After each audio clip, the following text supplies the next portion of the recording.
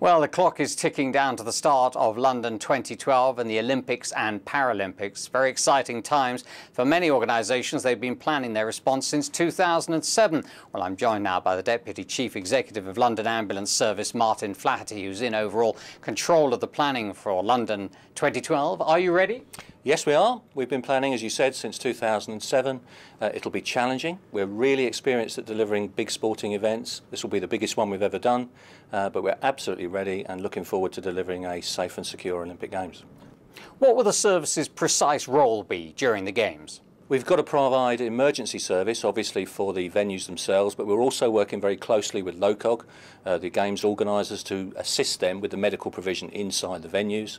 Obviously, we've got to make sure that the patients of London receive the same service, as good a service as they always do, and we'll be working to do that. And those are the principal areas that we need to work on. How busy do you think you'll be during the Games?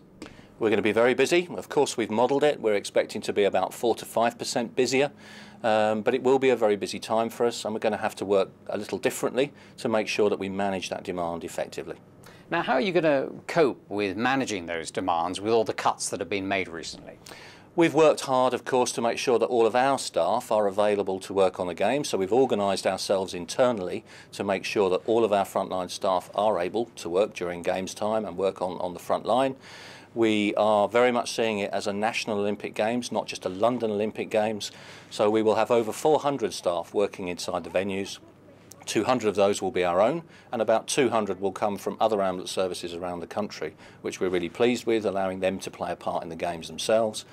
Obviously, our own staff will be working extra hours, and we'll be working to make that happen. We'll be using additional support from the private sector and from the voluntary sector. So lots of different things to make sure that we've got maximum capacity to deliver on the Games. And if people call 999 during the Games, will they still get an ambulance? We'll be prioritising patients with serious illnesses and injuries, and they will get ambulances, as they always do.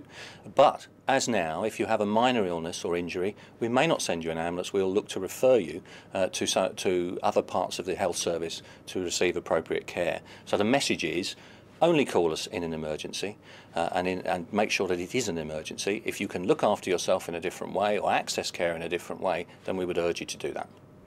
Will your response to patients be affected by the Games lanes, do you think? It will affect us, but we've worked very closely with Transport for London. We've got access to all the Games lanes themselves, and we can use them when we're on emergency work and when we're moving around the capital. Certainly emergency vehicles are moving around the capital. Some of the restrictions that will be there for the public we are exempt from, so we're confident that we'll be able to still move around as effectively as we need to. What have you done to ensure you'll receive essential supplies like oxygen or medicines? We've obviously thought about that carefully. We've built up the supplies in advance of the Games, and we've been very careful to work closely with our suppliers to ensure that we've got sufficient ability up front to do that, and also the ability to get additional deliveries if we need to during Games time. Could you cope with a major incident during the Games? Yes, we will be able to cope with that. We've worked extensively to make sure that we can do that. Obviously, we've had experience of that in London. We've learnt lessons over the years, and we're absolutely confident that we'll be able to cope. And indeed, we can, of course, always ask for additional help from ambulance services around the country should we need to, but we will be able to cope. As we count down the final days, any final thoughts or messages for members of the public? Yes, that we should look forward to having a good, safe Games, that the public can be assured that we will deliver that for them, service will be maintained, and they will get as good a service as they always do from the LAS during that time.